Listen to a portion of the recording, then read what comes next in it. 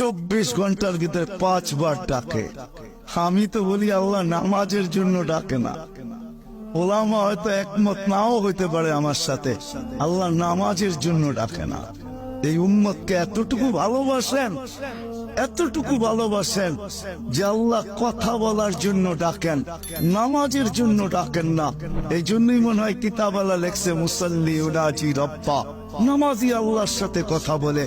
রাত্রটা যখন পার হয়ে যায়, সুবে সাদেক যখন হয়ে যায়, তো আল্লাহ চিৎকার দিয়ে মনে হয় বলতে থাকেন, রাতটা পার হয়ে গেল, তোর সাথে কথা হইল না, জলদি একটু উঠ না, একটু আয় না, তোর সাথে একটু কথা বলি না।